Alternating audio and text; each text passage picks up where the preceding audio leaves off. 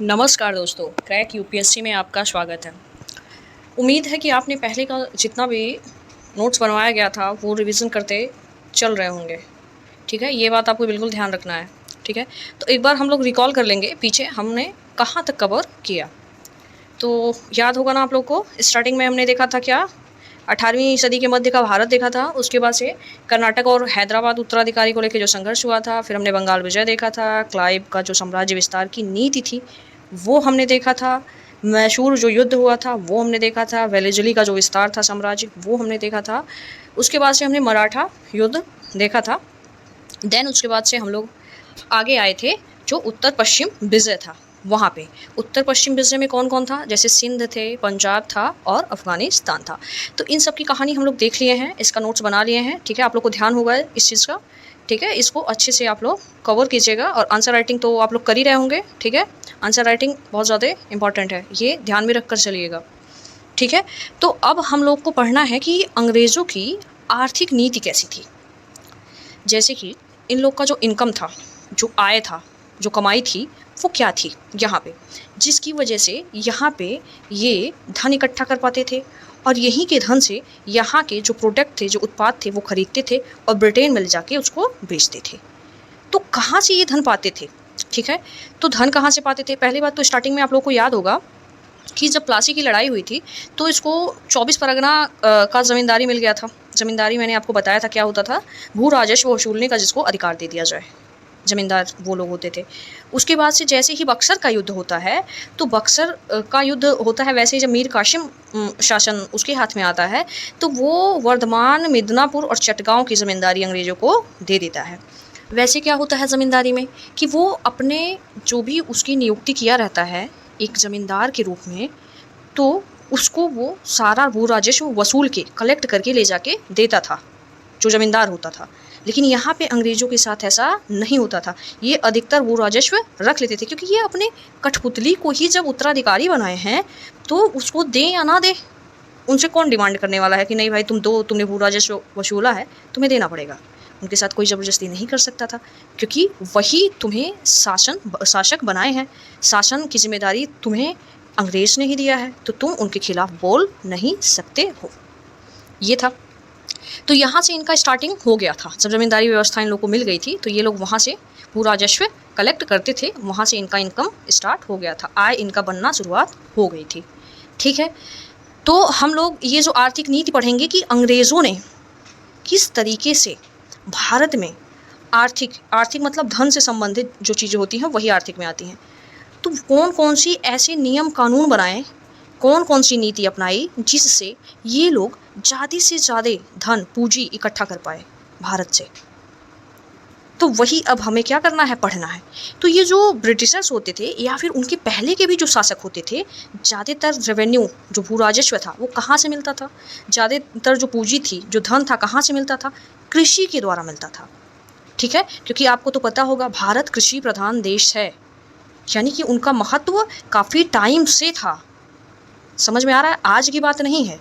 तो तब ज़्यादातर निर्भरता कृषि पे ही थी। तो इनको भी जो पूंजी था, जो धन था, वो कम से कम 60% तो कृषि भूमि से ही मिलता था, यानी कि कर वसूल करके, और 30-40% ही इधर उधर का जो उद्योग छोटे मोटे ये लोग अपना लगा के रखे थे। मशीनरी तो तब थी नहीं। ठीक है, वो तो बाद में मशीनरी आएगी जब ब्रिटेन में खूब बढ़िया औद्योगिक क्रांति आ जाएगी, अदर राष्ट्र में औद्योगिक क्रांति आ जाएगी, तो भारत में भी धीरे धीरे ये लोग अपने हित के लिए विकास करेंगे, मशीनों की स्थापना करेंगे। ठीक है, तब उत्पादन और तेज़ी से बढ़ेगा। लेकिन अभी क्या था, कृषि पे ही ज़्यादा लोग निर्भर थे, कृषि से ही ज़्यादा पूंजी इन लोग को मिलती थी। तो सबसे पहले ये किसको वो सही करने का कोशिश करेंगे, किस में सुधार करने की कोशिश करेंगे? वही जिससे इन्हें ज़्यादा रेवेन्यू मिलने वाला है। तो कृषि क्या थी, उससे ज़्यादा रेवेन्यू मिलने वाली थी, ज़्यादा पूंजी मिलने वाली थी, इस वजह से इसमें सबसे पहले सुधार ये लोग करेंगे। और एक बात और ध्यान रखिएगा, आज़ादी के बाद सबसे मुश्किल जो चीज़ें थी वो यही था कि जिनके पास खूब ज़्यादा सारा भूमि था, उनको कैसे वहाँ से उनकी भूमि से कम किया जाए उनकी भूमि को, और जिनके पास भूमि नहीं है उनमें बांटा जाए, उनको दिया जाए। ये सबसे बड़ा चैलेंज था आज़ादी के बाद। ठीक है, क्योंकि आज़ादी के पहले ब्रिटिशर्स अपनी नीति बना के पूंजी इकट्ठा करने की वजह से उन्होंने ऐसी नीति बनाई जिससे बहुत सारे ज़मींदारों के पास बहुत सारी भूमि हो गई थी। ठीक है, तो हम लोग चलते हैं आर्थिक नीति पे। तो हम लोग एक बात ध्यान देंगे, आर्थिक जो नीति था उसके 3 चरण मेनली होते हैं। ठीक है, मेनली 3 चरण होते हैं। 3 चरण कौन कौन से होते हैं? पहला होता है 1757 से 1813। ठीक है, 1757 से 1813। और दूसरा चरण जो आता है वो होता है 1813 से 1860। और तीसरा चरण होता है 1860 से 1947। ये लोग प्रारंभ में क्या करते थे, इनको इतना ज़्यादा एक्सपीरियंस तो था नहीं, अनुभव था नहीं हर एक चीज़ का, तो ये एक्सपेरिमेंट करते थे, ट्रायल के रूप में उसको लेते थे कि ये चीज़, ये नियम कानून हम लोग अप्लाई करते हैं और इससे अगर जो अच्छा खासा लाभ हमें मिलता है तो इसको कंटिन्यू लगातार आगे जारी रखेंगे, और नहीं तो अगर जो हमें उसमें कुछ समस्या महसूस होगी तो हम उसमें कुछ परिवर्तन कर देंगे, जो भी समस्या होगी। इन लोगों को भी काफ़ी अनुभव नहीं होता है, ये लोग भी ट्रायल कर रहे होते हैं कि एक एक नियम कानून ये लोग बनाते हैं कृषि को लेके, और उसमें जो इन्हें लगता है अपने हित के लिए कि ये सुधार करना चाहिए तो वो लोग करते हैं अपने हित के लिए। ये बात ध्यान रखिएगा, किसानों की उनको नहीं पड़ी थी बिल्कुल भी। ठीक है, तो अब आप लोग आगे नोट्स में लिखिएगा, हेडिंग डालिएगा आर्थिक नीति। आर्थिक नीति हेडिंग डालिएगा, आर्थिक नीति। ठीक है, एक बात और है, आप लोग साम्राज्यवाद शब्द समझ रहे होंगे, साम्राज्यवाद और उपनिवेशवाद। साम्राज्यवाद जैसे कि क्या होता है साम्राज्यवाद, जैसे अगर जो कोई भी राष्ट्र है दूसरे देश में जाके वो कब्जा कर लेता है, दूसरे देश पे उसके भूभाग पर कब्जा करके अपना विस्तार कर लेता है। ठीक है, वहाँ से कुछ आर्थिक लाभ वो कमाता है, लाभ मतलब आर्थिक ही लाभ हुआ, तो वो हो गया साम्राज्यवाद। ठीक है, और इसी में अगर आता है उपनिवेशवाद, तो उपनिवेशवाद भी साम्राज्यवाद की ही तरह होता है कि कोई देश दूसरे देश पे जाके कब्जा कर ले, ठीक है, वहाँ से आर्थिक लाभ कमाए। बस सिर्फ एक अंतर होता है कि उपनिवेशवाद जो होता है उसमें ये लोग शोषण करते हैं, यानी कि लोगों के साथ बुरा बर्ताव करते हैं, उन्हें बिल्कुल लोगों की कुछ नहीं पड़ी रहती। तो उपनिवेशवाद में शोषण कंपलसरी होता है कि मतलब जब शोषण करते हैं तो उपनिवेशवाद वो होता है, और साम्राज्यवाद में शोषण करना अनिवार्य नहीं होता, मतलब शोषण कर भी सकते हैं और नहीं भी कर सकते हैं, लेकिन प्रायः साम्राज्यवाद की जगह पर उपनिवेशवाद, उपनिवेशवाद की जगह साम्राज्यवाद, ये दोनों का आपस में इस्तेमाल होता रहता है सब। तो आर्थिक नीति से पहले आप एक बार लिख लीजिएगा साम्राज्यवाद और उपनिवेशवाद के बारे में, ठीक है, ताकि आप लोग को ध्यान रहे, क्योंकि इस शब्द का इस्तेमाल बहुत ज़्यादा होता है और आप लोग को आंसर राइटिंग में भी इन सारे शब्द का इस्तेमाल करना पड़ता है। ठीक है, तो आप लोग इसके बारे में जान लेंगे। आर्थिक नीति के पहले ही लिखिए साम्राज्यवाद, हेडिंग डालिए साम्राज्यवाद, शब्द का मतलब आपको बता दिया जाए। ठीक है, लिख लीजिए, हेडिंग डालिए साम्राज्यवाद, लिखिए किसी राष्ट्र के द्वारा दूसरे राष्ट्र के प्रति आक्रामक व्यवहार, जैसे धमकी देना, कुछ भूभाग पर कब्जा करना, साम्राज्य विस्तार के उद्देश्य से दूसरे राष्ट्र पर नियंत्रण, साम्राज्य विस्तार के उद्देश्य से दूसरे राष्ट्र पर नियंत्रण, शोषण के उद्देश्य से दूसरे राष्ट्र पर प्रत्यक्ष या अप्रत्यक्ष नियंत्रण। नीचे दूसरा हेडिंग डाल के आप लोग उपनिवेशवाद लिख लीजिएगा। उपनिवेशवाद का क्या मतलब होता है? उपनिवेशवाद लिखिए, प्राय साम्राज्यवाद एवं उपनिवेशवाद शब्द का प्राय साम्राज्यवाद एवं उपनिवेशवाद शब्द का एक दूसरे के स्थान पर प्रयोग किया जाता है। हालांकि उपनिवेशवाद साम्राज्यवाद का ही एक प्रकार है। जब कोई राष्ट्र शोषण के उद्देश्य से दूसरे राष्ट्र पर प्रत्यक्ष और अप्रत्यक्ष नियंत्रण स्थापित करता है। ये हो गया उपनिवेशवाद का मतलब। अब आप लोग लिखेंगे आर्थिक नीति, लिखिए आर्थिक नीति। आर्थिक नीति हेडिंग डालेंगे और उसके नीचे दूसरा हेडिंग डालेंगे भारत में उपनिवेशवाद के, नहीं या तो अभी इस हेडिंग को मत डालिए, आर्थिक नीति बस लिखिए, थोड़ा सा हम बैकग्राउंड समझा देते हैं, ठीक है, ये बैकग्राउंड नोट करवा देते हैं, उसके बाद उपनिवेशवाद के 3 चरण हेडिंग डालना होगा। तो अभी आप लोग आर्थिक नीति बस हेडिंग डालिए, उसके नीचे आप लोग थोड़ा सा उसका बैकग्राउंड लिख लीजिए, ठीक है, वो सही रहेगा। ठीक, तो आर्थिक नीति के नीचे लिखिए इसके बारे में, आर्थिक नीति का जो था बैकग्राउंड क्या था, लिखेंगे भारत में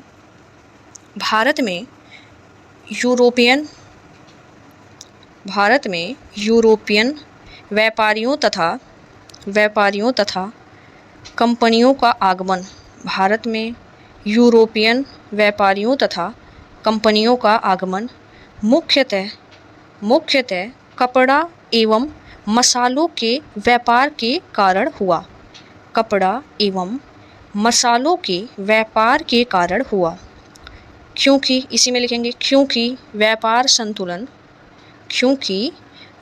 संतुलन भारत के पक्ष में, क्योंकि व्यापार संतुलन भारत के पक्ष में था। नीचे लाइन से लिखेंगे अतः व्यापारिक कंपनियों की यह कोशिश होती थी कि भारतीय राजस्व से ही भारतीय उत्पाद को खरीदा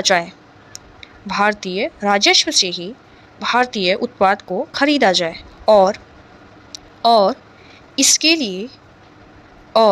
इसके लिए राजनीतिक शक्ति के रूप में स्थापित होना आवश्यक था।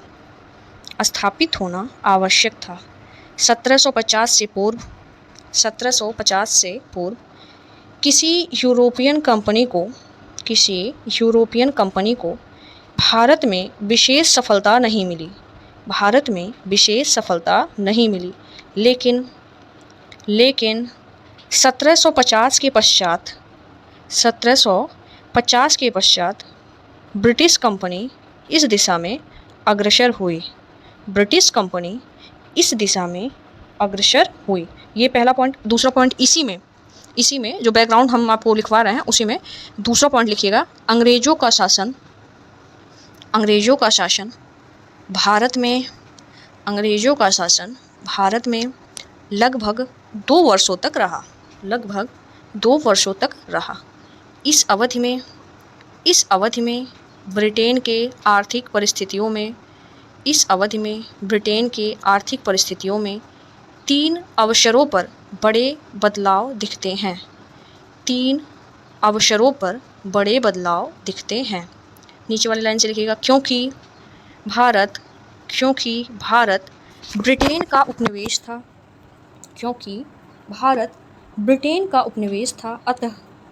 अतः भारत की आर्थिक नीतियों पर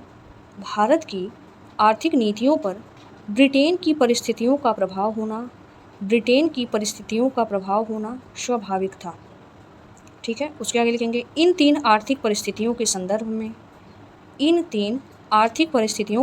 में ही उपनिवेशवाद के 3 चरण शब्द की चर्चा होती है। इन 3 आर्थिक परिस्थितियों के संदर्भ में ही उपनिवेशवाद के 3 चरण शब्द की चर्चा होती है। ठीक है, क्या होगा अगर जो ब्रिटेन में कोई बदलाव होगा, ठीक है, कोई भी परिवर्तन होगा, वहाँ पे जैसा माहौल रहेगा उसका प्रभाव ब्रिटेन के जितने भी उपनिवेश रहेंगे उस पर दिखेगा। ठीक है, तो भारत ब्रिटेन का उपनिवेश था, इस वजह से वहाँ पे जो भी हरकतें होंगी, जो भी वहाँ सामाजिक माहौल होगा, उसका असर यहाँ पे भी पड़ेगा, क्योंकि वहीं के लोग ही तो यहाँ पे आके शासन कर रहे हैं। ठीक है, ये चीज़ ध्यान दीजिएगा। जब वहाँ औद्योगिक क्रांति होगी, वहाँ पे उत्पादन क्षमता बढ़ेगी, तो वहाँ के लोगों का जब जो क्षमता थी वो कंप्लीट हो जाएगी, जो कैपेसिटी थी वो फुलफिल हो जाएगा, उसके बाद से वो लोग अपना उत्पाद बेचना अदर कंट्री में शुरू करेंगे, दूसरे देश में शुरू करेंगे। ठीक है, तो अब आप लोग हेडिंग डालेंगे पहला चरण, उपनिवेशवाद का पहला चरण हेडिंग डालेंगे 1757 से 1813। हेडिंग डालिए उपनिवेशवाद का पहला चरण 1757 से 1813। इसमें आप लोग पहला पॉइंट लिखेंगे इसे वाणिज्यिक उपनिवेशवाद का चरण भी कहते हैं। ठीक है, अर्थात अंग्रेजों का मुख्य लक्ष्य था भारत से व्यापार संतुलन को अनुकूल बनाना। भारत से व्यापार संतुलन को अनुकूल बनाना।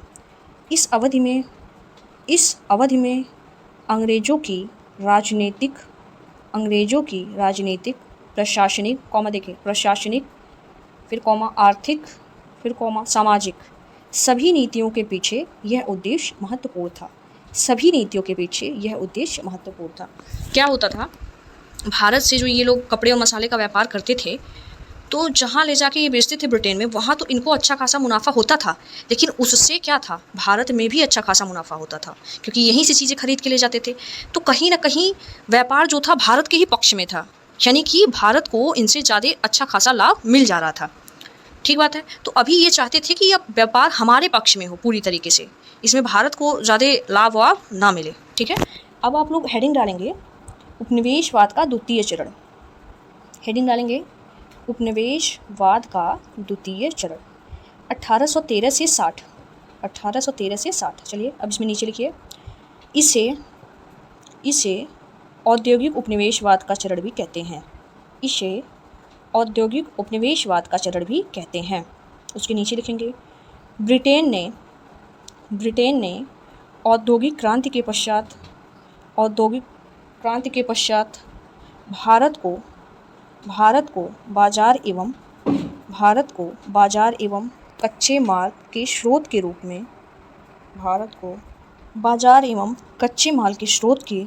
में स्थापित करने पर बल दिया गया। इस अवधि ने राजनीतिक, प्रशासनिक व आर्थिक, सामाजिक नीतियों के पीछे औद्योगिक क्रांति का प्रभाव अवश्य दिखाई पड़ता है। यानी कि जो भी चरण होगा, जिस चीज़ का चरण होगा, उसका प्रभाव हमें आर्थिक, राजनीतिक, सामाजिक, प्रशासनिक सारी चीज़ों पे हमें दिखाई पड़ेगा। ठीक है। अब आप लोग लिखेंगे उपनिवेशवाद का तृतीय चरण 1860 से 1947। 1860 से 1947। इसमें आप लिखेंगे नीचे, इसे वित्तीय उपनिवेशवाद का चरण भी कहते हैं। इसे वित्तीय उपनिवेशवाद का चरण भी कहते हैं। अगला पॉइंट आप लोग लिखेंगे, 19वीं सदी के मध्य तक ब्रिटिश अर्थव्यवस्था पर 19वीं सदी के मध्य तक ब्रिटिश अर्थव्यवस्था पर मंदी का प्रभाव दिखाई पड़ता है। अन्य देशों में औद्योगिकरण के कारण ब्रिटेन को अंतर्राष्ट्रीय स्तर पर प्रतिस्पर्धा का सामना भी करना पड़ रहा था। नीचे लाइन से लिखेंगे, अतः इस अवधि में भारत में आधुनिक उद्योगों, परिवहन के साधनों, खनन, बैंक इत्यादि में ब्रिटिश पूंजीपतियों के द्वारा निवेश किए गए और राजनीतिक, सामाजिक नीतियों पर भी इन परिस्थितियों का प्रभाव दिखाई पड़ता है।